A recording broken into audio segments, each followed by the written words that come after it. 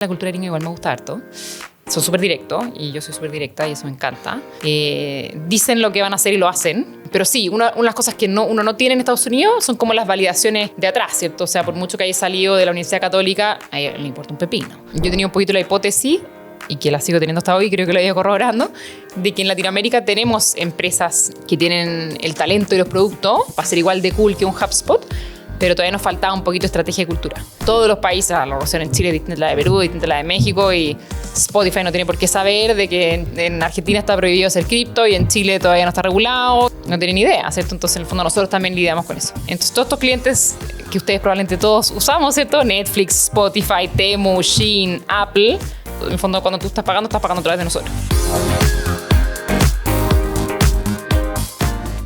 Bienvenidos a un nuevo capítulo de Líderes con Propósito. Soy Gianfranco Rigoni y hoy tenemos una tremenda invitada. Carolina es periodista con un MBA en Babson, fue vicepresidenta de Growth Global en Newport, que fue el primer unicornio de la ciudad de Monterrey. Fue CEO de Nuvox y directora de HubSpot. Y trabajó también en el gobierno, que ahí también nos va a contar un poco. Es directora de Smarticar y Goom App. Salió elegida dentro de las 100 mujeres líderes, speaker y autora. Actualmente es country manager de dLocal. Cuenta con una amplia experiencia y trayectoria en el mundo de la tecnología e innovación, liderando equipos y proyectos que buscan transformar industria a través de la digitalización y nuevas formas de hacer negocio. Desde su rol de dLocal, impulsa el crecimiento de la compañía en Chile, con foco en generar impacto, abrir nuevas oportunidades y promover un liderazgo con propósito. Muy bienvenida, Carolina Something. Muchas gracias, Gianfranco, por tenerme aquí. Oye, Caro, me gusta siempre partir por la familia. Cuéntame de tu familia, casada, hijos, ¿cómo? Sí, casada hace 12 años con Sebastián. Mi marido ahora también se metió en el tema de la tecnología, así que somos una familia muy fome, estamos los dos ahí en el mundo más emprendedor y digital. Tenemos 2 niñitas, Colomba y Olimpia, de 9 y de casi 7, va a estar de cumpleaños pronto. Y además tenemos un perrito, que antes no lo decía, pero para todos los dog lovers después me retaban, así que tengo a la Lupe, que tiene 4 años, y esa es mi familia. ¿Y qué raza es? Es un Labradoodle, que Labradoodle. Es una raza que nosotros vivimos 8 años en Estados Unidos, que acá en Chile todavía no es tan conocida, pero acuérdense de mí, en 5 años más va a ser el perro de moda en Chile, porque tiene una tremenda gracia para las que somos mamás y también tenemos una casa que no pelecha. Entonces, un perro que no bota pelo, es lo máximo. Entonces puede vivir dentro de la casa y duerme encima de la cama de mi niñita y es como tener un peluche que se mueve. Ah, mira. Sí. Claro, estudiaste periodismo. ¿Qué te motivó a estudiar periodismo? Sí, yo soy un bicho medio extraño, siempre he dicho, en este mundo de la tecnología y incluso más cuando uno es gerente general y decís que es periodista. Me acuerdo de haber llegado a Chile y la gente veía mi currículum y miraba que yo había estudiado periodismo un poquito como con asco, para que vamos a andar con cosas. Era como que partía la entrevista así cuando yo volví a Chile, empecé a buscar pega y como íbamos súper bien, ay, qué choro, tuviste en Hubs, no sé qué, de repente como que lo daban vuelta y era como, ay, eres periodista. Y yo como, sí. Aquí pensé que era ingeniero comercial. Como que todo el mundo asumía que era ingeniero comercial y como que les decía que era periodista y era como que asumían que la mitad de mi cerebro estaba como muerto o que era con mucho cariño y respeto a todos los periodistas, que yo los amo y me encanta haber estudiado periodismo. Debo confesar que cuando uno tiene 18 años no sé si está muy claro lo que quiere estudiar o no. Creo que hay 2 cosas que me gustan mucho del periodismo y creo que un poquito tiene un hilo conductor a que hice después. Y es que la gracia a un buen periodista al final lo que hace es contar buenas historias a un público definido. Y yo un poco lo que hice después del periodismo, no ejercí mucho. Sí trabajé en la revista Capital casi un año. Y debo confesar que lo pasé bien. Pero después me metí mucho más en temas de marketing digital. Al final, marketing digital es lo mismo, ¿cierto? Es ser capaz de contar también o definir muy bien un producto o un servicio a un público definido. Pero igual, cuando estudié periodismo y partí un poquito trabajando, me di cuenta que el mercado chileno todavía sigue siendo bien tradicional. Entonces, una de las razones por las que me fui a hacer un MBA a Estados Unidos era un poquito para validar, ¿cierto?, que sabía sumar y restar y que podía estar a cargo de un P&L de una empresa, ¿cierto?, y saber lo que era una última línea. Entonces, también por eso me fui un poquito a hacer un MBA y tener como ese check de no soy solo periodista. ¿Y cómo tomaron esa decisión de ir? ¿Se fueron los dos a estudiar? ¿Por separado? ¿Cada uno? Juntos. De hecho, es divertido porque estábamos como pololeando en el fondo y los dos nos queríamos ir. Todavía no habíamos tomado la decisión de casarnos. Pero bueno, después lo tomamos ya como... De hecho, estudiamos juntos. Mi marido es ingeniero, entonces para él era harto más fácil estudiar que para mí. O sea, yo estudiar el GMAT y todas esas cosas lo sufrí. Y me acuerdo que llegaba a la oficina a las 7 de la mañana y entre 7 y 8 y media, 9 estudiaba y después me ponía a trabajar. Bueno, ahí tomamos la decisión de irnos juntos y literal nos postulamos y nos dijeron una semana antes de casarnos que quedamos. Y nosotros ya le habíamos contado a todo el mundo que nos iba, que no sé. Por suerte funcionó y nos pudimos ir, así que nos casamos y nos fuimos. O sea, nos casamos en diciembre y nos fuimos en marzo del año siguiente.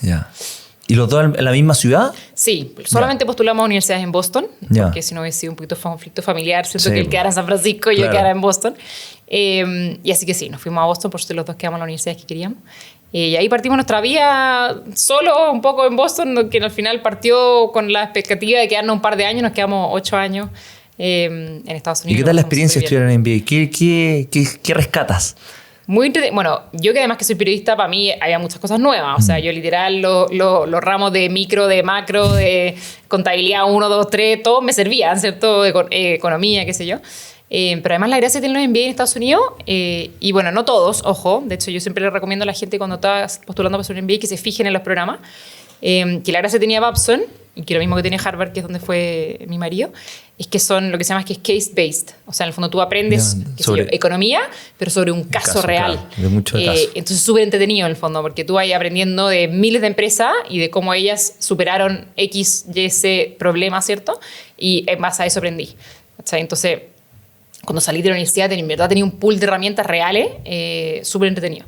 Y de hecho, gracias a uno de esos casos, que era un caso de marketing, que era un caso sobre la empresa HubSpot, que era chiquitita, ahí yo conocí la empresa HubSpot y yo dije, yo quiero trabajar en esta empresa. Y así la conocí, en base a un caso que me dieron en la universidad.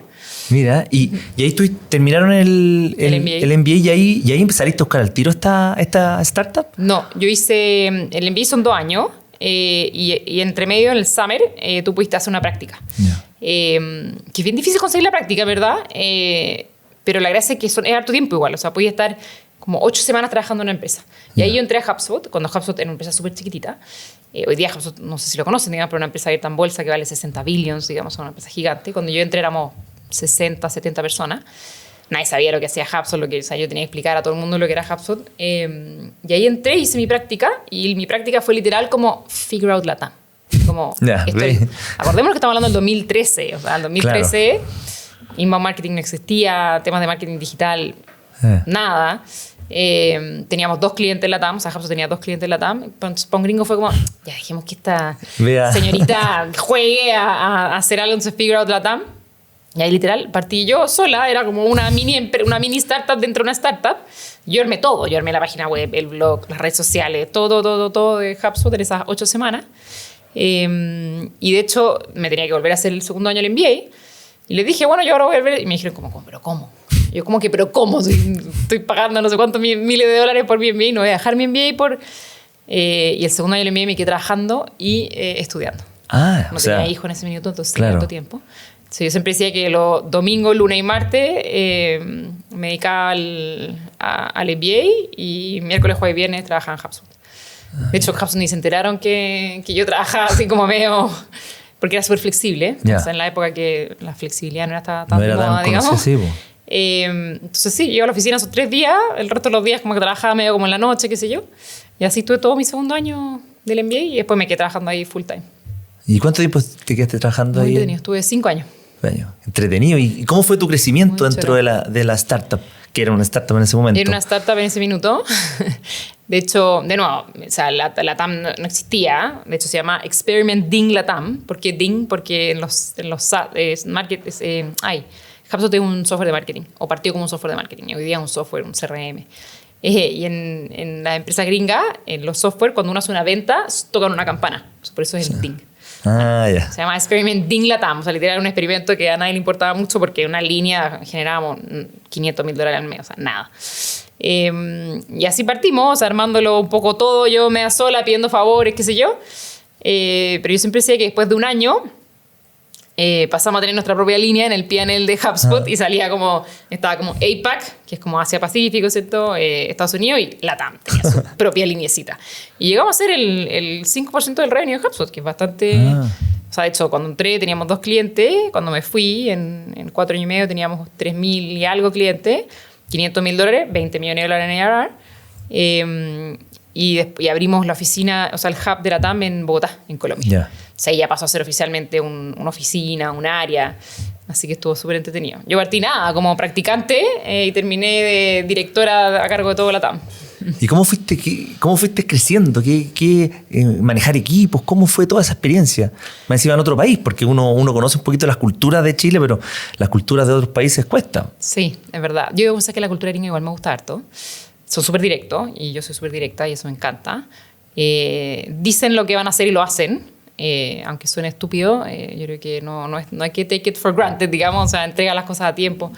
Pero sí, una de las cosas que uno no tiene en Estados Unidos son como las validaciones de atrás, ¿cierto? O sea, por mucho que haya salido de la Universidad Católica, a ella le importa un pepino. Sí. Por mucho que haya salido del colegio, le importa un pepino. O sea, claro. Niños, para ellos yo era un bicho extraño que... entonces ahí efectivamente me di cuenta de dos cosas. Uno, que efectivamente tenés que hacer la pega y hacerla muy bien. Y de hecho hoy día cuando contrato a gente me fijo mucho en esto, que hay que entender el core del negocio muy bien. O sea, por mucho que tú no estés a cargo de un negocio, o sea, después yo estaba a cargo de todo el negocio, ¿cierto? Pero por mucho que tú no estés a cargo del negocio, tienes que entender muy bien el negocio. O sea, cómo el negocio hace plata, cómo no hace plata, cómo son los clientes, porque solo así vas a poder tomar buenas decisiones. Entonces yo en poco tiempo pasé a ser probablemente la que más sabía de toda Latinoamérica en toda la empresa. Claro. Y eso, ojo, que lo pude gracias a que HubSpot además tiene una política muy transparente. O sea, ellos comparten todos los resultados del negocio, que eso fue una de las peleas que yo tuve cuando volví a Chile, de que las empresas no comparten los resultados de los negocios. Por lo tanto, es muy difícil para una persona entender el negocio, ¿cierto? Sí. Entonces, la gracia que tenía HubSpot es que tenía una cultura muy transparente. Entonces, ellos siempre decían, toda la información de HubSpot es público, salvo los sueldos, pero todo es público. O sea, ¿Público dentro de la organización? Dentro de la organización, sí, claro. Tenían una wiki interna, que le llaman una wiki, que era, o sea, una enciclopedia interna que estaba todo. O sea, todos los... En ese minuto todavía, cuando yo entré, HubSpot era una empresa privada, o sea, no tenía earnings release públicos, digamos. Claro. Entonces, pero todos los meses, en el fondo, había una reunión, digamos, que se publicaban todos los resultados y eso se hacía público desde el practicante hasta el gerente general, todos tenían acceso a eso. Mira, ¿y cómo manejaban eso que no se... que era competencia, alguien... Sí, pues, que no se lo robara o qué sé yo, con súper autonomía. Y de hecho, de nuevo, también fue una de mis peleas cuando yo volví a Chile, que encuentro que la gracia que tienes es que ahí te están tratando como un adulto. O sea, efectivamente, cuando tú haces parte a alguien de un proyecto de esa forma y le das ese nivel de confianza, lo más probable es que respondan con el mismo nivel de confianza, porque se sienten mucho más parte. ¿Cachai? No como tratado como un niño. No como acá en Chile, que contratamos adultos y los tratamos como niños, ¿cachai? Como, no, que no se entere, no, mejor no le contemos, no, ¿qué pasa si lo comparte? O sea, primero, si lo comparte, claramente no es la persona que quería estar en esa empresa, por lo tanto, despídelo, digamos, ¿cierto? Pero hay que efectivamente confiar en las personas y la gracia, o sea, es como súper mágico lo que se genera cuando tenés eso. Entonces, esa era un poquito la gracia como de la cultura de HubSpot. Eso era una cosa. Y otra cosa que debo confesar que también me di cuenta como después, era que yo hacía la pega y yo en general soy bien matea, pero una cosa que puede sonar medio incluso feo, pero yo creo que es importante especialmente para las mujeres, es que no solo que tenés que hacer la pega, sino que tenés que mostrar que estás haciendo la pega. Y eso a las mujeres realmente nos cuesta harto. Mucho, sí. De hecho, existe un síndrome que se llama el síndrome de la tiara, que es como que hacemos la pega bacán y estamos esperando como que alguien nos corone y nos diga como, ¡uy, qué bien lo has hecho! Sí. Y lamentablemente, mientras más senior eres, menos te felicitan. O sea, yo creo que a mí nadie me felicita hace como 5 años por algo que hago, digamos. Pero uno tiene que ser bueno en explicar lo que estás haciendo, en entender el impacto del negocio, lo que estás haciendo, ¿cierto? No solo hacerlo, digamos. Especialmente en las empresas cuando van creciendo. Yo diría que esas dos cosas, o sea, conocer demasiado bien el negocio, cosa de poder tomar buenas decisiones, y presentar y mostrar internamente por qué la TAM efectivamente era una vertical que yo encontraba que valía la pena invertir. Sí. Y ahí claro, ¿qué decisión tomaron? O sea, ¿cómo fue la decisión para volverse a Chile? Porque estando allá, espectacular, tu marido estaba trabajando también allá. Estaba trabajando, sí. Entonces, ¿por qué tomaron esa decisión de volver? De hecho, ya mis dos niñitas nacieron allá. La Colomba nació el 2016, yo estaba trabajando. De hecho, en Estados Unidos no existe el postnatal. ¿Y cómo lo hiciste esto con...? Las empresas buenas, como tecnológicas, te dan algo. De hecho, con la Colomba yo tuve 14 semanas, que era como el postnatal acá en Chile. Que para mí estuvo súper bien, pero más allá de tener el postnatal o no, la gracia que tiene este tipo de empresa, de nuevo, volviendo, y que lo tenía antes de que yo fui las primeras que tuve guagua en HubSpot, entonces también como que estuvo como con medio conejillo de India. Se dieron cuenta como, y esta galla como que va a volver y qué tiene que hacer. Entonces me acuerdo que armamos como una salita como para sacarte papa, como todas esas cosas como que Pero la gracia que tenía era súper flexible, ¿cachai? Claro. Entonces, efectivamente, habían días que yo podía trabajar de la casa, que no, hoy día quizás eso es más normal, digamos, pero esto fue hace tiempo, o sea, antes de la pandemia no era tan normal, ¿cachai? Armaba una salita, me acuerdo, donde yo me podía sacar papa ahí, y así lo fui haciendo. Y la red de apoyo, que realmente mucho... Eso uno igual lo echa de menos, sí. De hecho, Sebastián trabajaba, mi marido viajaba harto, Y claro, y ahí uno en el fondo era más difícil. Sí, hay cosas que debo confesar que cuando volví a Chile eran más difíciles. Cuando tú allá, la Colomba iba a un daycare, que es como un jardín infantil, que abría a las 7:30 de la mañana. Yeah. Yo todavía no conozco jardines infantiles que acá en Chile abran a las 7 de la mañana. Jardín, sí, el de Jardín de María. Yo viajar. Ah, ¿verdad? Sí. Hay poco, pero... Poco, sí, hay poco. Y se puede quedar hasta las 6 de la tarde. No, eso sí no que existe, no. ¿cachai? Y hasta las 2. Y entonces a las 2 de la tarde yo seguía trabajando, ¿cachai? Sí, Entonces, po. efectivamente, yo la depositaba a las 7:30 de la mañana, dormía siesta allá, qué sé yo, y a las 6 de la tarde la pasaba a buscar. Y perfecto. Y yo me acuerdo de mi amiga acá en Chile, me decían que era una madre casi que torturadora, que Sí, dejaba está como mal visto estas cosas. Y yo decía, pero, o sea, lo pasa increíble, tiene amiguito, juega, la llevan a la plaza, o sea... Aparte que allá en Estados Unidos las gracias que tienen y por qué los niños no se enfermaban tanto era que eran muchos menos niños por sala. Eran como 7 máximo. Ah, nada. Entonces era un mini grupito y los llevaban a las plazas, qué sé yo, y así nos las valíamos. Entonces, allá se asume que las mujeres trabajan más que acá. Entonces, en ese sentido era un poco más fácil. Pero claro, no tenía ahí los abuelos que te ayudan y los primos que... Pues, pucha, eso es muy Claro, necesario sí. y útil. Cuando la Colomba ya era un poco más grande, de hecho había nacido la Olimpia, y me acuerdo que la Colomba, mi hija mayor, me preguntó súper ingenuamente, mamá, ¿por qué no vivimos en el mismo país que la Titi? Que es mi mamá, que es su abuela. Y no tuvo una muy buena respuesta. Entonces ahí fue como, ya llevamos 8 años, entonces ahí fue como ya, yo creo que De momento es hora de empezar a volver. Porque si no, ya después también ellas pierden un poquito esas raíces, ¿cachai? Sí. Y la Colomba hablaba así, era como la mini gringuita. Ah. Entonces dijimos, ya, yo creo que este es el minuto de volver a Chile. Y ahí nos pusimos a buscar pega en Chile, literal. Y aparte que también ya llevamos harto tiempo y quedarse más tiempo allá. A mí me encantaba mi trabajo, los dos lo pasábamos increíble, pero esas como, no sé, pues 3 o 4 extra años de experiencia no iban a ser tan valorados acá en el mercado tampoco. Ah. Entonces ahí ya valía la pena ya empezar a volverse. Y ahí tomamos la decisión. Y dijimos, ya, el primero que encuentra pega, nos volvemos. ¿Cómo encontraste pega? Yo había recién tenido guagua, me acuerdo. De hecho, bueno, yo debo confesar, bien ignorante, ahora ya sé un poco más, pero en ese minuto yo conocía muy poco de las leyes chilenas de postnatal y qué sé yo. Claro, Yo volví... del fuero, todas estas cosas. Nada. Entonces, yo ahí recién caché cuando volví que era un cacho contratarme, porque cuando yo llegué, la Olimpia tenía, creo que 6 meses, ponte tú. Claro, ahí tenés. Solo un cacho, porque tenís fuero de 2 años, no sé qué, todas esas cosas que yo no tenía idea. Entonces yo encontraba como, bueno, ¿y tenés hijos? Yo sí, tengo una de 3 años y una de 6 meses. Y les caía la cara, así yo como, no entiendo. Y ahí empecé a entender que no era tan fácil contratarme. Bueno, nada, y ahí efectivamente, bueno, me puse a buscar pega y me junté con algunas empresas más tradicionales, grandes, como para cachar qué onda. Pero yo sí o sí quería trabajar en una empresa, ojalá SaaS y ojalá latinoamericana o chilena. Yo tenía un poquito la hipótesis, y que la sigo teniendo hasta hoy, creo que la he ido corroborando, de que en Latinoamérica tenemos empresas que tienen el talento y los productos para ser igual de cool que un HubSpot, pero todavía nos faltaba un poquito de estrategia y cultura. Yeah. Y no porque seamos idiotas, sino que porque todavía empresas en ese mundo, o sea, yo que vengo de SaaS, B2B, ¿cierto? De, qué sé yo, 15 años, empresas que hayan llegado a más de 20 millones de dólares, hay muy pocas. Todavía hay poca experiencia en general de ese tipo de empresas. ¿Cachai?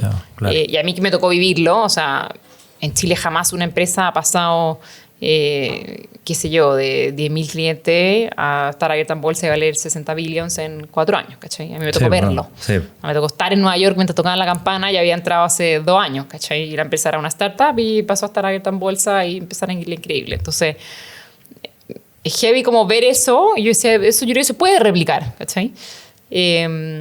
Entonces ahí un poquito segmenté mi lista, por decirlo así, no me quedaron muchas, y ahí me acuerdo que hice un barrido y me junté con todos los SaaS B2B que existían en ese minuto. De hecho hoy día conozco a todos los fundadores y soy bien amiga y estoy en el directorio de muchos de ellos, asesoro a varios de ellos, y así tomé la decisión, en verdad. Yo quería que fuera latinoamericana porque me podría haber venido a una empresa gringa. Claro. Pero era como un poquito hacer más de lo mismo, ¿cierto? Pero yo quería esto como de give back, ¿cierto? O sea, como decir como lo que aprendí, yo creo que se puede aplicar en las empresas chilenas o latinoamericanas.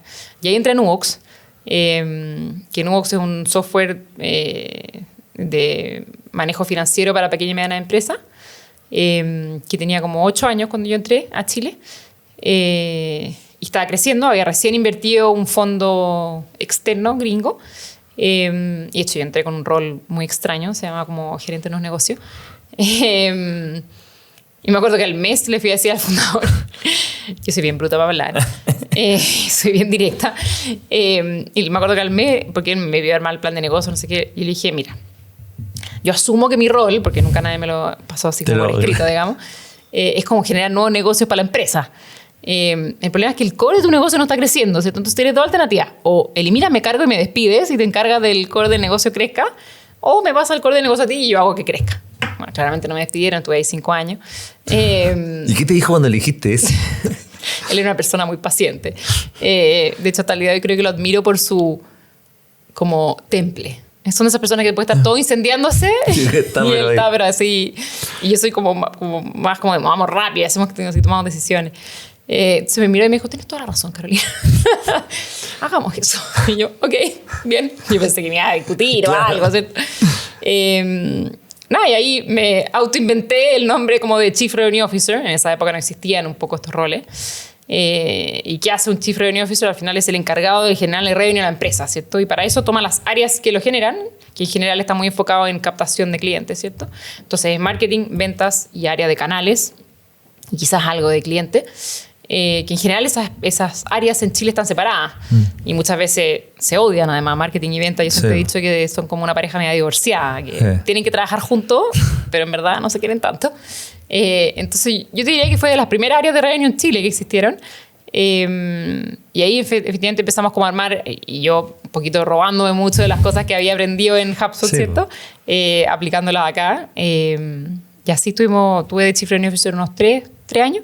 Y ahí tuviste que armar el equipo. Ahí fuimos armando el equipo, cambiando el equipo también. Y acá también es una de las cosas que quizás todavía tampoco lo tenemos muy incorporado en Chile, y uno de los errores que yo he visto en las empresas cuando van escalando, es que en general los tipos de personas tienen que estar de acuerdo a la etapa de la empresa que tienen, ¿cierto? O sea, hay muchas personas, que no son las adecuadas para las etapas de las empresas. Entonces, en lo que me tocó vivir en Nuox, más que contratar gente nueva, me tocó cambiar mucha gente, ¿cierto? O sea, en Nuox, cuando yo entré éramos 150 y cuando yo me fui éramos 200 y algo, pero el 70% de las personas llevan menos de 3 años. Claro. Entonces renovamos mucho al equipo, ¿cierto? Y no por algo malo, sino porque efectivamente es muy distinto cuando tú estás partiendo una empresa, los skills son distintos. De hecho, yo siempre comparo lo que es una startup con una scale-up. En una startup, al final, lo que tú estás haciendo es literal probando product market fit, o sea, viendo si tu producto y tu servicio efectivamente tienen fit para escalar y por lo tanto son equipos más chiquititos que todo el mundo hace un poco de todo, ¿cierto? Sí. Y hay gente que le encanta eso, hay gente que le encanta un día estar hablando con un cliente y al día siguiente estar viendo el producto y al día siguiente... En cambio, en una scale-up ya no es tan así. Tú tienes roles mucho más definidos, ¿cierto? Claro. Con metas mucho más claras, que necesitas que colaboren mucho, pero hay gente que cuando tú le decís eso, ay, no, qué lata. Yo quiero hacer de todo y está perfecto. Ándate a otra empresa cuando sea más chiquitita, ¿cierto? Sí. Y de repente nos duele un poco como eso, pero es súper como natural. Y los gringos lo tienen súper claro y son súper abiertos y son súper directos. Entonces, y ha pasado también que muchos founders son para cierto periodo de la empresa, porque al final ya el founder llega un momento de decir, ya, ¿qué más? Hay que poner a alguien que lo haya hecho antes. Que sea un poquito más empresario que tan emprendedor. Tal cual.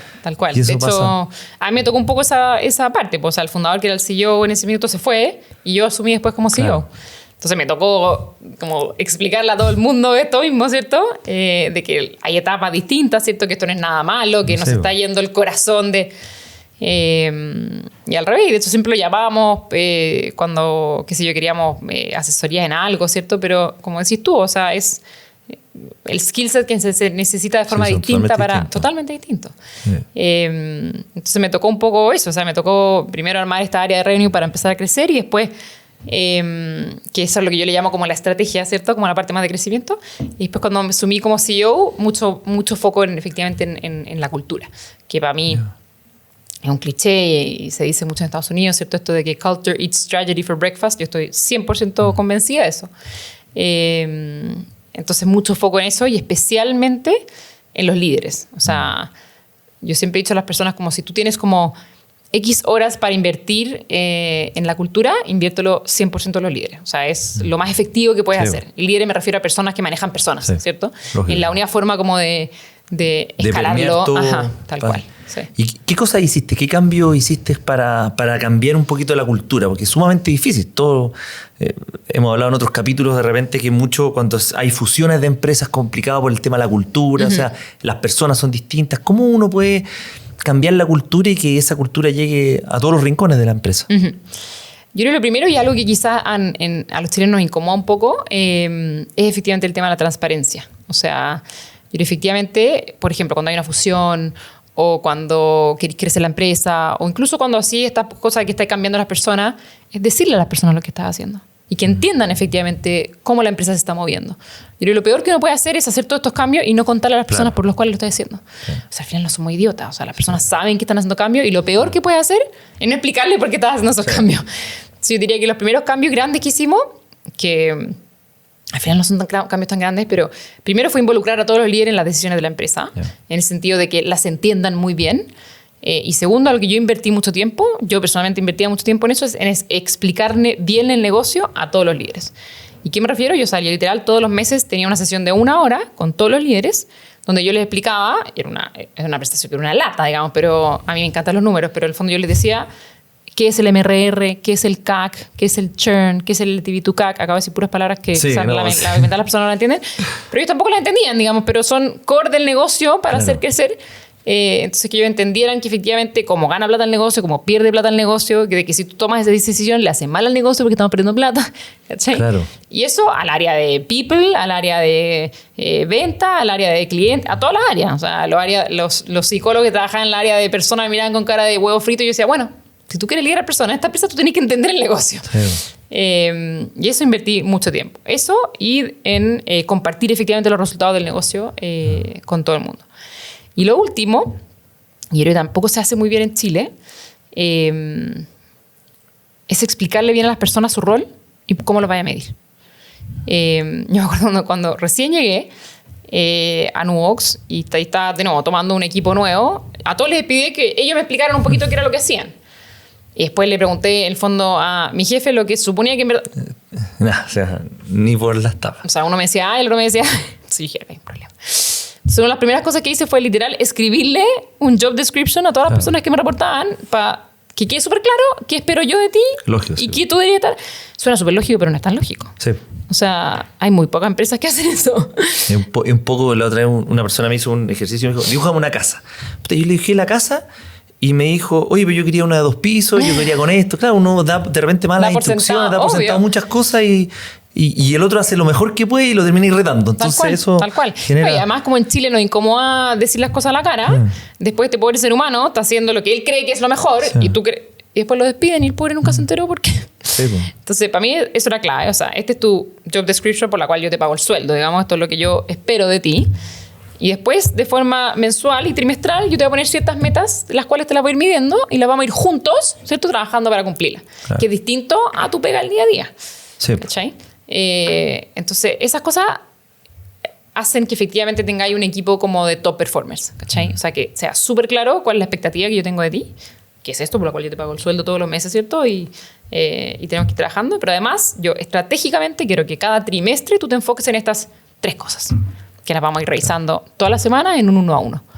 Claro. Yo me acuerdo una de las primeras reuniones que tuvimos como de gerente, que todos los lunes teníamos una reunión de gerente. Yo en ese minuto no era CEO, de hecho, pero pregunté, dije, oye, que levante la mano quien tiene 1 a 1 con su equipo toda la semana. Nadie levantó la mano. Y yo no entiendo. ¿Cómo hablan? Coordinan, ¿cómo todo? ¿Cómo te aseguras de que la gente... no, y bueno, ahí tengo una reunión a la semana y en la pasillo. Y yo no entiendo. Entonces ahí me acuerdo de haber hecho una presentación como ¿qué es un 1 a 1? ¿Cómo se llevan los 1 a 1? Como que todavía nos faltaba como harto como de la cultura como de la accountability, como de esto es lo que yo espero de ti y tú que me vayas diciendo. Yo diría que esas pequeñas cosas son las que al final permean la cultura. O sea, y la gente, y yo creo que también esto es un error que tenemos los líderes, es que muchas veces creemos que un buen líder es como el buena onda, como el que la pasa bien contigo. La gente quiere sentir que está impactando en algo y quiere sentir que es útil. No hay nada peor que sentirse un inútil, ¿cierto? O que no te necesitan. Entonces yo creo que es clave y en el sentido como súper bien, digamos, pero exigirle a la persona. O sea, si las personas pueden desarrollarse profesional y personalmente, es tu deber como líder exigirle, ¿cachai? Sí. Una de mis gurús, que se llama la Kim Scott, que la amo, yo soy una ñoña y leo sobre dos cosas. Leo sobre estrategia y leo sobre parenting. Son las únicas dos cosas que leo. Pero todos los meses me leo un libro y todavía no he encontrado un mejor libro que el de la Kim Scott, que habla sobre liderazgo justamente. ¿Cómo se llama? Radical Candor. Ah, ya. Que esto me lo leí porque me acuerdo que en HubSpot a todos los líderes lo tenían que leer como por obligación. Y además la gracia que tiene es que lo hace todo con diagramas, que a mí me encantan los diagramas. Yeah. Entonces, ella tiene un diagrama de que en el fondo cómo uno debería liderar a las personas y son dos ejes, ¿cierto? En el eje acá es cuánto te preocupas genuinamente por las personas y en el eje horizontal es qué tanto los desafías directamente. Yeah. Entonces, en el fondo uno quiere estar en el cuadrante arriba hacia la derecha, sí. ¿Cierto? Que tú genuinamente te preocupas por las personas, pero por lo mismo los desafías de forma directa. Sí. Yo siempre he dicho que en Chile en general estamos arriba hacia la izquierda, ¿cierto? Que nos preocupamos, pero no les decimos nada. Sí. Entonces, como el tonto sonriente, como, ay, sí, súper bien, y vamos bien, y de repente de la nada te despiden. Y tú jamás te enteraste en qué la estabas embarrando. Pasa demasiado eso. Pero muchísimo. ¿Y qué tanto habría agradecido ese pobre ser humano que hace 6 meses le hubieran dicho que, pucha, en verdad la expectativa era esto y quisiera esto? Sí. Porque pasa mucho que falta también proactividad. Entonces, si nadie te dice nada, te quedas ahí. Claro. Pero alguien proactivo dice, capaz que no lo esté haciendo bien y te mejor. Voy a preguntar. Pero la proactividad como que no es muy... Yo creo que hay que promover un poquito la gente proactiva. Yo creo que eso, el queda como el 120% de millas extra. Es verdad. Al final, de hecho, una de las cosas que nosotros decíamos mucho en Nuvox y también lo heredamos un poquito de HubSpot, es que las personas son dueñas de su propio desarrollo profesional. Entonces tú no deberías, un poquito este síndrome de la tierra, ¿cierto? Tú no deberías esperar que tu jefe te diga lo que debería hacer o que tu jefe te traiga. Tú deberías pedirlo, digamos, y decirlo explícitamente. Oye, me gustaría un nuevo desafío. Oye, me gustaría, no tengo idea, está este nuevo proyecto, qué interesante, me gustaría ser parte.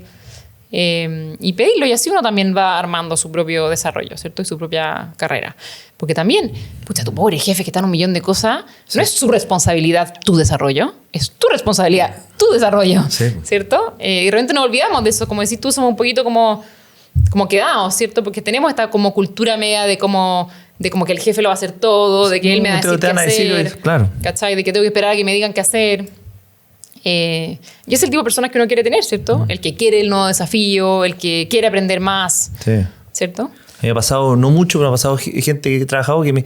Ya, ¿qué más puedo hacer? ¿Qué más esa gente es la que... Esa es la que uno quiere trabajar con ellos, ¿cierto? Bueno, en HubSpot te juro que eran todos así. Era una cosa impresionante. Y eso no es casualidad. Eso es súper prescriptive. O sea, lo tienen como pauteado en las entrevistas, ¿cachai?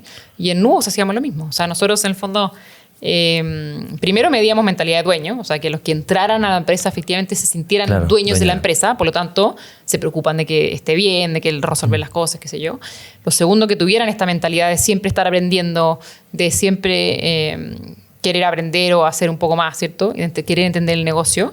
Y la última, que no la teníamos escrita en muchos lados, ¿cierto? Pero yo siempre la decía, era que teníamos un no asshole rule. Que en el mundo de la tecnología se da mucho, que gente súper seca que ha trabajado, en Estados Unidos efectivamente pasaba mucho, que llegaban niñitos de 23 años que habían trabajado en Amazon, en Facebook, eran niñitos secos, pero se juraban los dueños de la verdad. Ese tipo no entraba, ¿cachai? Claro. Porque necesitas también tener una mentalidad humilde todo el rato, ¿cachai? De querer aprender de tu par, de que no siempre vas a tener la razón, de que estés abierto al feedback, ¿cierto? Entonces esas eran como las 3 cosas que siempre buscábamos, o que yo por lo menos hasta el día de hoy siempre sigo buscando en las personas que voy a trabajar. Y otra de las cosas que importante, yo siempre en el lado industrial he trabajado, tú en la parte tecnológica, pero lo que siempre da yo de decirles es que muchas veces como todos los que trabajan son vendedores, en el sentido que tienen que saber qué es lo que se hace en la empresa. Tal cual. Qué es lo que se vende, cómo se vende, qué es lo importante, cómo el cliente es lo más importante. Entonces, y la otra frase que es muy importante, la aprendí en Estados Unidos en un curso de Disney que fui a hacer, que no fue mi culpa, pero es mi problema. Que pasa mucho que de repente hoy viene a alegar un cliente, tú tenés que atender al cliente, tenés que solucionar un problema de todos. No fue tu culpa, pero hay que hacerse cargo de eso. Eso es lo que yo decía con la mentalidad de dueño. Yo le explicaba a las personas cuando entraban, si tú eres dueño de tu auto y se le prende una lucecita, quizás tú no tienes idea de cómo arreglarlo, pero vaya a llamar a alguien para arreglarlo, ¿no? Porque es tu auto, no es esperar a que la cuestión se te quede parado en la mitad de la carretera, ¿cachai? Le vaya a llamar a alguien, le vaya a pedir al amigo, lo vaya a llevar al taller, digamos. Acá es lo mismo. En la empresa, si tú das cuenta que hay un error o que la estás embarrando al cliente con algo, quizás no está en tu job description solucionarlo, pero va a levantar la mano, va a decir algo, te va a hacer cargo, ¿cierto? Claro. Y ese como ownership y esa mentalidad de dueño es clave. Y bueno, y hoy día muchas empresas lo han solucionado de forma súper práctica. Incluso te dan participación en la empresa, Sí, digamos. O sea, yo tanto en Hubspot como en Nuvox tenía stocks de la empresa. O sea, era dueña de un pedacito de la empresa, ¿cierto? Claro, el stock option que... Bueno, siempre con las stocks de Hubspot me compré, porque es una empresa que puede abierta en bolsa, me compré mi casa en Santiago, digamos, o sea, de que sirven, digamos. Sí. Así que sí, pues, o sea, todo el objetivo es justamente hacerte parte del negocio. Y aquí estuviste en 5 años, ¿y por qué cambiaste de Nuvox? Sí. Tuve efectivamente 5 años. Pues llegaste a CEO. ¿Qué? Es difícil siempre cuando uno llega a ser CEO, como decir, como qué hay después, ¿cierto? Aparte que era súper chica, digamos, o sea, todavía soy joven, creo. Ya no soy tan joven como antes, ¿cierto? Pero yo ahí creo que uno cuando ya sentís que está ahí como muy cómoda, yo creo que es importante empezar a buscar nuevos desafíos. Y se tomó la decisión a nivel directorio, que está perfecto, y era una decisión que en el fondo yo todavía sigo siendo parte, que estaba muy de acuerdo, ¿cierto? Era que nuestro sueño siempre hace con una empresa que se llama Constellations, que es que en el fondo van comprando empresas, porque Nuvox es parte de un grupo que se llama Suma, porque van sumando las mejores empresas de software de contabilidad y de manejo financiero en Latinoamérica, que las iban sumando y las iban dejando locales. Entonces, en el fondo, sumaba una empresa en Argentina y una empresa en México. Y cuando se toma esa decisión, a mí me iba a tocar estar a cargo de Nuvox, que es solo Chile, para siempre, digamos, ¿cierto? Que ya lo llevaba haciendo 5 años. Entonces encontraba que era como un poquito más de lo mismo. Entonces cuando uno empieza a tener como ese pensamiento, y uno también de repente en base a la suerte, ¿cierto? Te llegan llamados de empresa y llega un minuto que uno cuando lo llaman ni pescáis, ¿cierto? Qué sé yo, y cuando te empezás a abrir tú ya sabís que hay como un bichito. Claro. Entonces, claro, ahí me llamaron de una empresa que se llama Nowports, que es una empresa regional, era mucho más grande, en el fondo era estar a cargo de 6 países. Era de logística, ¿no? Sí, es una empresa digital logística. Era un software de logística. Y ahí, claro, me tenía que estar a cargo de Chile, de Perú, de Uruguay, Brasil, México, Estados Unidos. Y era volver también al área de revenue, en el fondo. Entonces era a cargo de revenue, a cargo de todos estos países. Que también lo encontraba como entretenido volver a como especializarme a un nivel mucho más de escala. En Hubspot me tocó estar a cargo de toda la TAM, de Brasil y qué sé yo. Que es súper entretenido como las culturas al final igual son súper distintas. O sea, manejar a un equipo en Brasil y en México completamente... A mí uno quiere un poquito más a los chilenos, debo confesarlo. Es completamente distinto. Y eventualmente ahí también me sumé a un directorio, me sumé a Smarticar y lo encontré súper... Y sigo ahí, me encanta la experiencia, lo paso súper bien. Ya lo que me gustaría hacer más eventualmente en el futuro, entonces lo encontraba como un asset volver a desarrollarse en una especialización mucho más deep, que es por la cual me han llamado en estos directorios en varios países. Y ahí tomé esa decisión. ¿Y qué tal el cambio de llegar a más países? ¿Te tocó viajar más? Sí, eso no me gustó tanto, debo confesarlo. Recordemos, soy mamá de 2 niñitas. Sí, y me gusta ser mamá presente, o sea, me gusta estar ahí, soy de las que... o sea, tengo anotado todos los horarios que tiene, entonces todos los días, hoy día Coloma, ¿cuánto fue en matemática? O sea, soy como súper mamá presente. Entonces la parte de los viajes no me gustó tanto, pero sí súper entretenido volver a estar a cargo de varios países y varias culturas. O sea, ahí uno se le olvida lo distinto que son. O sea, México es culturalmente un país muy difícil, Brasil también. Todo esto que yo te digo de que tú, el chileno realmente no es tan directo, o sea, los otros países aún peor. Impresionante. Ahí uno empieza a decir que efectivamente los chilenos y los argentinos son directos y los mexicanos, o sea... Nada. O sea, la ahorita en México es nunca. Sí, en 5 minutos estoy y puede ser días. Ahorita, y tú decías, ¿la ahorita cuándo es? Y también tienen otra cultura, son más lentos, ¿cachai? Como que entonces uno... Como que ahí se olvida que efectivamente, o sea, ahí te acordáis de que no puedes llegar tú y cambiarlo todo tampoco. Entonces tenés como que adecuarte a eso, exigirle sí, pero también adecuarte, porque si no después te odian básicamente. Entonces todo súper entretenía. ¿Y cómo hacías ese trabajo de liderar un equipo con personas por todos lados? Una característica, después otro. ¿Te cambié caretas? ¿Cómo hacías como para ver... no sé, pues estáis dedicados día a día, ¿cómo lo manejáis eso? Es difícil, ya manejar un equipo ya es difícil, pero manejar distintos equipos y distintas formas de ser, ¿cómo lo hacíais? Es verdad. Yo, de nuevo, leo harto. Y siempre he dicho que hay gente más inteligente que uno que algo de esto se le ocurrió. Hay una estrategia de liderazgo que a mí me encanta, se llama Situational Leadership, que habla de que efectivamente tú como líder deberías ser capaz de adaptarte a las distintas situaciones, y la única forma de hacer eso es entender a cada uno de tus reportes directos de forma súper genuina en qué son buenos, en qué son malos, en qué necesitan apoyo y en qué se quieren desarrollar. Y una vez que tú tengas, que no es tan fácil, ¿cierto? O sea, tenéis que efectivamente tener estos uno a uno, preguntarles, ¿cierto? ¿Y por qué? ¿Qué dice al final este situational leadership? Es porque si alguien que tú estás liderando, hay algo que se peina, que es seco, y tú lo empezás a meterte, te decís, no te metáis, esta cuestión yo la hago con los ojos cerrados, y está perfecto, y así debería ser, ¿cachai? Pero uno puede cometer el error de que jura que se peina en todo, y después a esta persona le da nervio pedirte ayuda, por ejemplo, en esta otra cosa que en verdad necesita. Claro. Entonces eso es súper importante entenderlo, y que sea súper transparente. Entonces yo, de nuevo, tal y como yo soy transparente con ellos, esperaba que ellos también se fueran transparentes conmigo, y tener esa relación súper rica de confianza, de que al final, ya, dime en qué te peináis, en qué te cuesta, quién necesita ayuda y qué te gustaría desarrollarte. Y esas como 4 cosas las íbamos definiendo en conjunto. De hecho, yo tengo como una rúbrica de como leadership development que las voy a ir haciendo con ellos.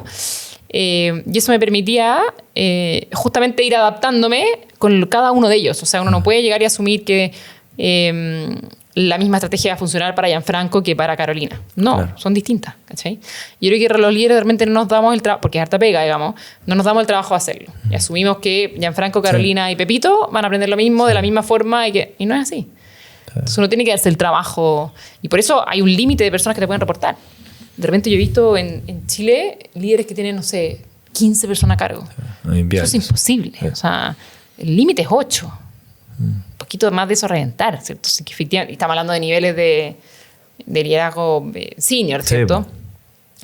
Yo creo que esa es la forma de hacerlo, o sea, efectivamente como conociendo muy bien genuinamente a las personas. Y hay también test como el DISC que tú vas me encanta el DISC, es lo máximo. Vas conociendo los colores, cómo son, para también tener diversidad en tu equipo y saber más o menos cómo tratarlo, cómo apretarlo, porque no es tan... Yo además tengo algo muy extraño, yo soy hija de psicóloga, mi mamá es psicóloga, entonces yo creo que vengo haciendo el DISC desde que tengo como 14 años.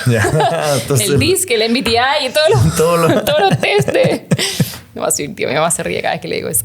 Pero eso también sirven y de nuevo, a tu punto, o sea, son herramientas claves para cualquier líder. Y ahí, de nuevo, volviendo al punto que quizás tocamos al principio, de invertir en los líderes. O sea, es heavy como en la universidad y en el MBA, incluso en el MBA, a nadie le enseñan a ser líder. No. Es como ser papá, a nadie le enseñan a ser papá.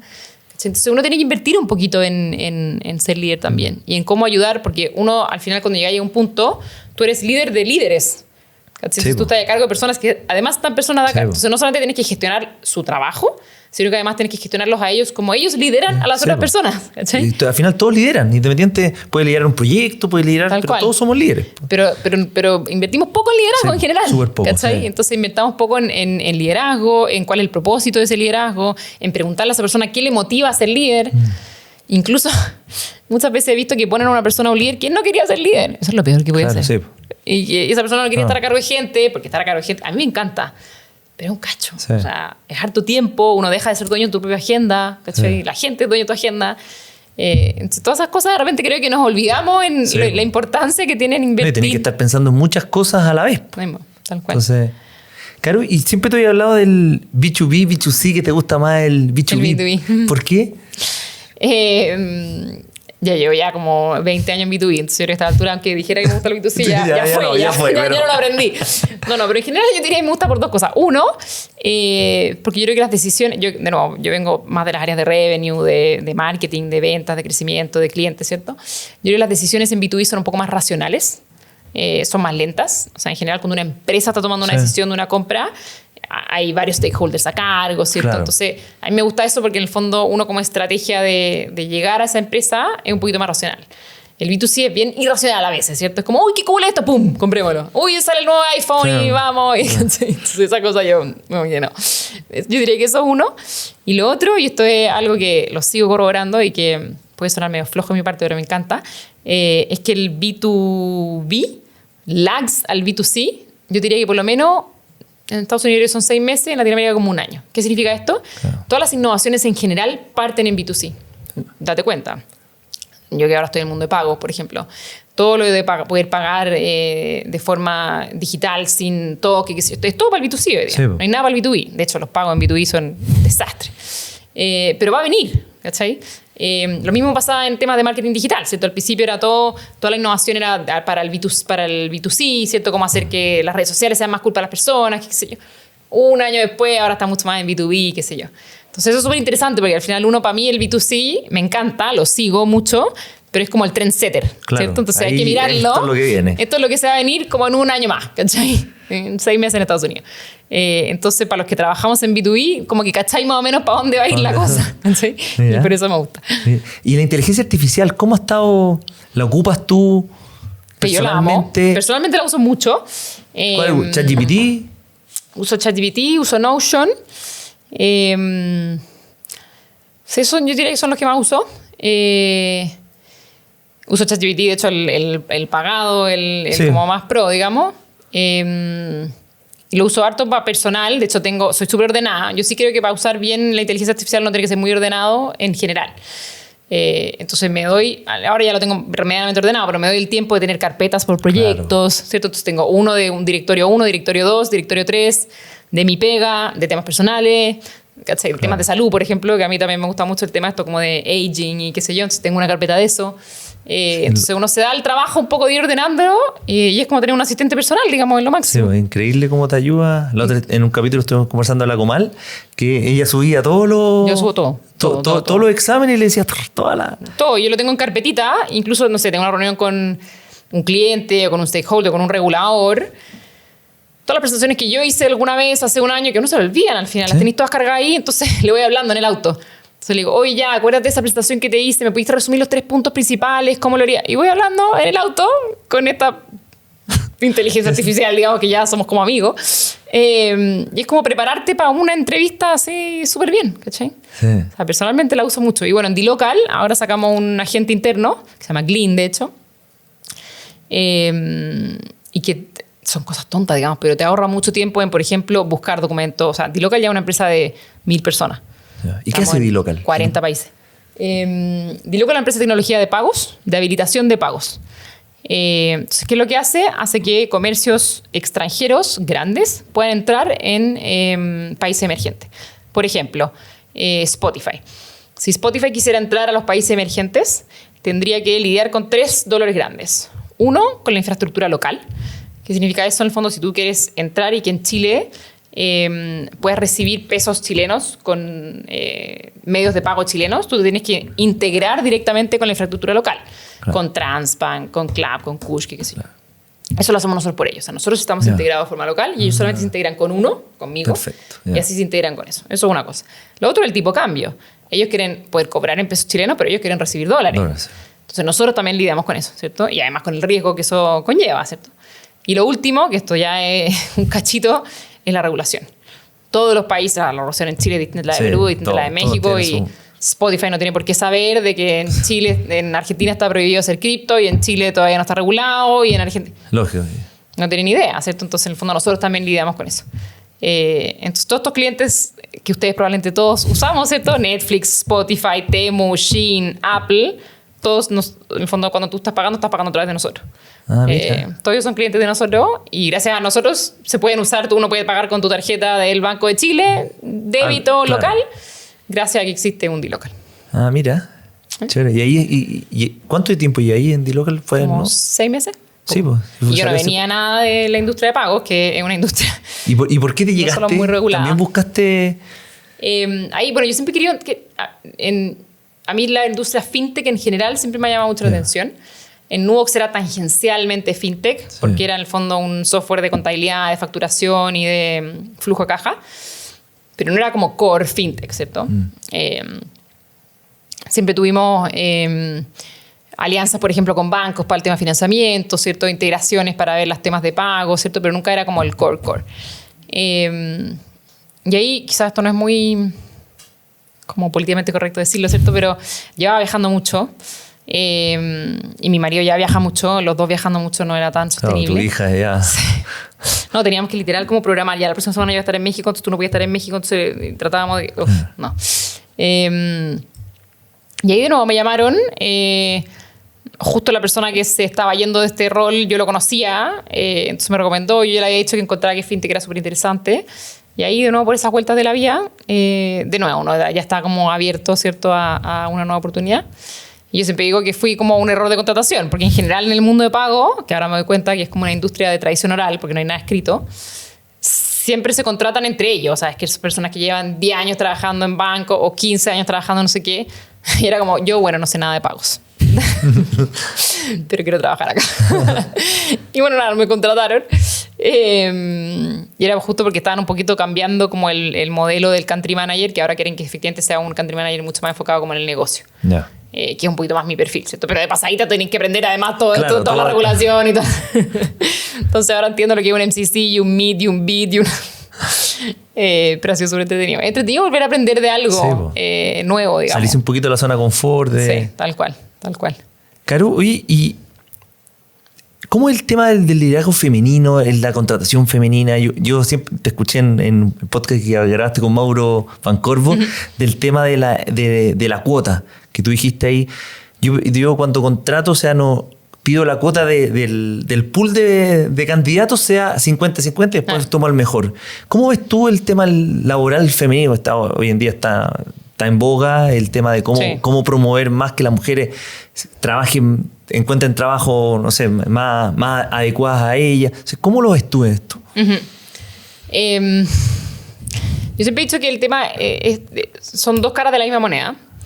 Yo creo que efectivamente hay un tema social. De hecho, ahí a mí me encanta el tema.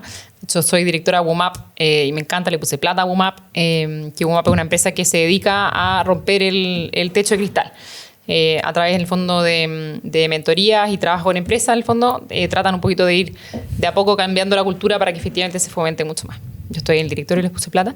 Y hay una de las cosas que efectivamente la parte como social está el tema de los sesgos, ¿cierto? Que todos tenemos sesgos, o sea, uno tiende a, por ejemplo, contratar personas parecidas a ti. Como hay más hombres en liderazgo, tendría a contratar más hombres. Después está el tema de la coparentalidad, ¿cierto? Que también es un tema difícil en general.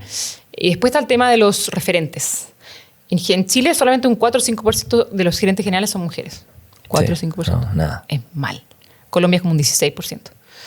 Entonces hay pocos referentes. Entonces el hecho de ver pocos referentes es un círculo como negativo al final, porque el hecho de que haya pocos referentes uno dice chuta. Entonces es imposible llegar. Entonces tampoco... O quizás un cacho, ¿cachai? De hecho, una de las razones por las que yo asumí como gerente general era para justamente dar el ejemplo o ser un referente y decir que uno no muere en el intento. No estoy diciendo que sea fácil, pero que se puede. Sí. Se puede ser mamá, mujer y gerente general y no morir en el intento, digamos. Y me acuerdo cuando asumí y después cuando salí, muchas mujeres se me acercaron para decir lo mismo, como... Entonces esa es la parte como social que creo que toca trabajarla, ¿cierto? Efectivamente hay que trabajar el tema de sesgo, hay que Pero después hay una parte que quizás no lo hablamos mucho, que es la parte interna de las mujeres también. De hecho, hay todo un libro de la Sheryl Sandberg que se llama Lean In, que se lo recomiendo a las mujeres que se lo lean, que es muy bueno, que ella efectivamente habla de estas como dos lados de la moneda, de que nosotras como mujeres también tenemos que efectivamente aprender a lo que ella le dice Lean In, ¿cierto? De pedir la nueva oportunidad, ¿cierto? De no esperar a la tiara, ¿cierto? Y que te feliciten, sino que en el fondo sacarlo un poquito más allá, ¿cierto? Y yo creo que ahí nos cuesta. Las mujeres, por ejemplo, somos súper malas para el network. Malas, pero malas. Sí, muy malas. Yo pensé que yo también era mala y llegó un punto en que dije, ¿sabes qué? ¿Por qué? Como si los hombres lo hacen todo el rato y se juntan entre ellos y que yo me puedo hacer eso. Y yo punto una cosa que hago, que pues me da loca de pato, digamos, pero yo de repente le escribía por LinkedIn a un gallo que yo encontraba choro, como, oye, me quiero juntar contigo porque ocurre que... Lo más probable es que te responda, porque a la gente le encanta hablar de sí mismo. ¿Qué puede ser lo malo? Que no te responda. Sí. ¿Qué importa? A lo mismo. El no siempre lo tenéis. Entonces, al final... lo mismo. Y además te dice que no. Y probablemente no te va a decir que no. Lo más probable es que no te responda o que te diga que sí. ¿Cachai? Pero tomártelo como meta. ¿Cachai? Entonces yo me ponía como meta por lo menos una vez al mes juntarme a tomar un café con alguien entretenido para hacer network. Para hacer network nomás. Sí. O sea, para conocer gente. ¿Cachai? Entonces yo diría que esa parte como interna de las mujeres todavía nos falta. O sea, estoy de acuerdo que socialmente nos falta mucho. Yo de nuevo no estoy de acuerdo con las cuotas, pero sí creo que hay que todos los roles de liderazgo deberíamos contratar, el pool sea diverso, o sea, todas esas cosas efectivamente hay que trabajarlas, pero también creo que a las mujeres nos falta esta parte de internamente ser un poquito más lean in, de sentarse en la mesa y Y uno como líder tiene el rol y el deber, ¿cierto?, de educar a tus pares y hacia abajo en cómo hacerlo. Muchas veces los hombres tampoco saben liderar mujeres y les da nervio. Y, ¿cachai? Entonces uno también, de hecho en WOMAP lo empezaron a hacer, de cómo hacer cursos para que los hombres puedan liderar a que mujeres, ellas puedan como seguir creciendo, ¿cachai? Todo el tema de los sesgos, o por ejemplo si está ahí, de nuevo, en una sala de reunión, hay solo una mujer, oye Carolina, ¿qué opinas tú? Cosas, detallitos, ¿cierto? De que permitan visibilizar, ¿cierto? Estas cosas que creo que son al final súper importantes. Sí. Bueno, y una de las cosas que le digo a la Ale, que encuentro que cuando se están juntando puras mujeres por acá, puras mujeres por acá, hay que juntarse mezclados para que se conozcan, entender los dolores. Yo una vez, por la Asociación de Empresas Familiares, fue un evento que era solo mujeres y fui con la Ale. Y ahí empecé a ver los dolores que habían. Entonces, si uno como hombre no sabe que hay dolores de ciertas cosas, cuando uno va a liderar o le piden permiso para algo, sabe que hay dolores más allá. Entonces, al final, porque nosotros también los hombres somos medio brutos de algunas cosas. Entonces, esos son sesgos al final. Sí, entonces al final, si es que no hay instancias en las cuales se puedan conversar, hombres y mujeres, cosas que les duele o de repente desafíos que existen, nunca lo vamos a saber. Tal cual. Bueno, yo siempre he dicho que porque muchas veces me preguntan, pero en la práctica, Carolina, ¿qué se puede hacer como para que una empresa efectivamente tenga? Y para mí, yo creo que la autonomía y la transparencia es clave. O sea, confiar de que efectivamente, no necesariamente porque la mujer esté sentada ahí cumpliendo las horas que tiene que estar, no va a hacer la pega, por ejemplo. ¿Cachai? Hay veces que la mamá, no tengo idea, la nana no llegó, se enfermó y tiene que trabajar de la casa, pero lo va a hacer igual. Y te aseguro que lo va a hacer igual. O sea, si hay algo que son mateas, son las mamás. Sí, es una teoría impresionante. O sea, somos capaces de priorizarlo todo porque en el fondo tenemos que priorizar 1.000.000 de líneas del Excel mental, ¿cachai? Entonces yo creo que eso es súper importante. O sea, que efectivamente las empresas sean capaces de ser flexibles en el sentido del cómo trabajar, no en las metas que te ponen, ¿cierto? Pero el hecho de decir... estas son tus metas, el cómo llegas a esas metas, problema tuyo, ¿cierto? El hecho es que las cumplas y yo te voy a medir por eso, no por las horas cumplidas en la silla o por las horas cumplidas. Entonces yo creo que esas mentalidades son las que permiten que las mujeres puedan efectivamente, que les vaya mejor, ¿cierto? Que vayan surgiendo. O sea, medir algo tan simple como medir por metas y no por horas, por ejemplo. Sí, y encima que la otra vez la señora un amigo me contaba, estoy feliz porque me contrataron mitad de día, pues me da más tiempo. Y le dije, oye, eso es lo peor para ti, lo mejor para la empresa, porque te pagan la mitad y termináis trabajando más de la mitad o el doble. Tal cual, probablemente. Entonces sí, importante eso. Claro, y se nos ha ido el tiempo volando. Y quería terminar con algo que, viendo toda tu historia laboral y todo, siempre... Y lo has declarado un par de veces, que no quieres ser emprendedora, sino que más ejecutiva de distintas empresas. ¿Por qué que también se necesita? Me aprendiendo un minuto y me va a salir el tiro por la culata tanto. Pero oye, uno cambia. Sí, de hecho lo he dicho, yo creo que yo soy una muy buena segunda a bordo.